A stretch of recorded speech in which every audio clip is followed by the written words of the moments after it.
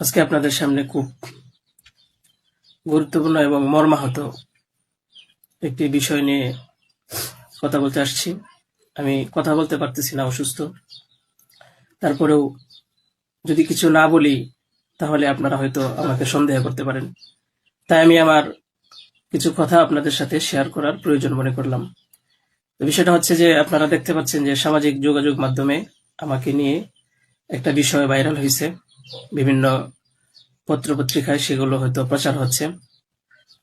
তো আমি আপনাদের বলবো যে এই বিষয়টার সাথে, যে বিষয়টা মেঘলা নামক একটা মেয়ে এবং আমার ছবি দিয়ে যে একটা অপপ্রচার করা হচ্ছে, অপবাদ রটানো হচ্ছে, এটার সাথে আমি কোনোভাবেই সম্পৃক্ত না। আমি এটার বিষয়ে কিছুই জানি না। আমি যদি বলি তাহলে বলবো যে এই মেয়েটা আমাদের এখানে পড়াশোনা করেছে, গত বছর পড়েছে এবং এর আগের বছরও পড়েছে। তো এর আগের বছর পূর্ণ বছর পড়াশোনা করার পরে সে আমাদের মাদ্রাসা থেকে চলে যায়। তো পরবর্তী বছর যখন মাদ্রাসা শুরু হলো তখন আমরা খোঁজ নিয়ে জানতে পারলাম যে কে কে আসে নাই। তো যারা যারা আসছে না তাদের মধ্যে সেও একজন ছিল, যে সে এখান থেকে চলে গেছে অন্য কোথাও। তো খবর নিয়ে জানতে পারলাম সে ঢাকা চলে গেছে, তারা বাবা মার সাথে থাকে। বাবা মা সৎ বাবা, এবং মা অন্য কোথাও আগে বিয়ে বসছিল। তো বর্তমান যে বাবা আছে মেঘলা, তার মেয়ে না, বরং আগের বাবার মেয়ে সে। তো সে যখন ঢাকায় চলে গেল আমরা শুনলাম, তখন আমরা কিছু বলি নাই, ঠিক আছে, ঢাকায় তো পড়াশোনা বেশি হয়, তাহলে পড়ুক। আমরা আমাদের ক্লাস শুরু করে দিলাম। কিছুদিন যাওয়ার পরে দেখলাম আবার এই মেয়েটা আমাদের মাদ্রাসায় আসছে। তো আসার পরে জিজ্ঞাসা করা হলো যে কেন, কি অবস্থা, কোথা থেকে আসছো? সে বললো যে ঢাকায় চলে গেছিলাম, এখন নানা ভাই জোর করে নিয়ে আসছে আমারে। আমি আসতে চাইছিলাম না, আমাকে জোর করে নিয়ে আসছে নানা ভাই।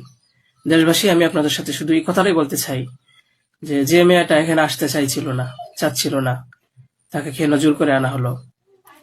তাকে জোর করে আনার পিছনে কি কারণ ছিল বা তার কি স্বার্থ ছিল?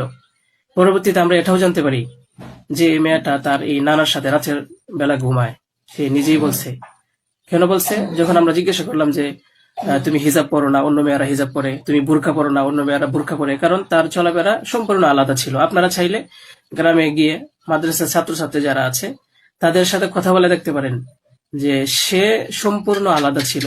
তার কোনো কিছুই আমাদের কমনের ভিতরে ছিল না, আমরা তাকে কন্ট্রোল করতে পারতেছিলাম না।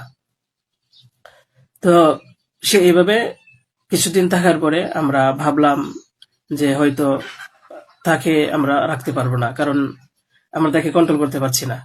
হয়তো মেয়েটা অন্য কোথাও গিয়ে যদি কন্ট্রোলে থাকতে পারে, পড়াশোনা করে, তাহলে এটা তার জন্য ভালো। তাই আমরা তার গার্জেনের কাছে বললাম, তার মাকে আমরা বুঝাইয়া বললাম। আমাদের উদ্দেশ্য এটাই ছিল যে তার মা যেন তাকে বুঝিয়ে বলে যায় যে হুজুরের কথা মেনে চলবা, মাদ্রাসার নিয়ম কানুন মেনে চলবা, এই কথাগুলো উনি বুঝিয়ে যাবেন। কিন্তু উনি কি করছেন যে ওনার মেয়েকে উনি বলছে যে না, আমি এখানে রাখবো না, নিয়ে চলে যাব। তো আমাদের এখান থেকে প্রায় 5-6 মাস আগে আমাদের মাদ্রাসা থেকে নিয়ে চলে গেছে। হয়তো পরবর্তীতে খবর নিয়ে জানতে পারলাম সিলেটে যেখানে উনি থাকে সেখানে নিয়ে গেছে। তো নিয়ে যাওয়ার পরে এখন কিছুদিন আগে আবার আসছে, এসে বলতেছে যে এই দুর্ঘটনা, যে খুব বড় সমস্যা। যে কথাটা শোনার পরে আমার মতো একজন সাধারণ মানুষ, আমি আর সহ্য করতে পারছি না, আমি আর নিজেকে ঠিক রাখতে পারি নাই। আমি একেবারে অসুস্থ হয়ে পড়ছি। কারণ আপনারা হয়তো জানেন যে অনেকেই, আমার ফ্যামিলি আছে, আমার বাচ্চা আছে, আমার বিবি সাহেব আছে, আমার আত্মীয় স্বজন আছে। আপনারা বলুন তো, আমার নামে যে বিষয়টা প্রচার হচ্ছে, এটা আমার ফ্যামিলির লোকেরা দেখে আমাকে কি বলছে, কি ভাবছে? আপনারা সঠিক তদন্ত করুন।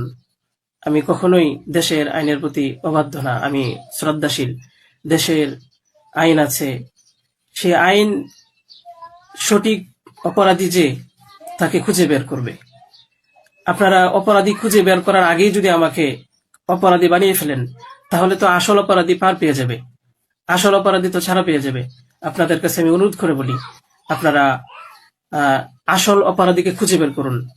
টেস্ট করা হোক যে আসলেই এ বাচ্চা বাবাকে। আপনারা আমাকে টেক দিচ্ছেন, বিভিন্ন পত্রপত্রিকায়, টেলিভিশনে বলা হচ্ছে।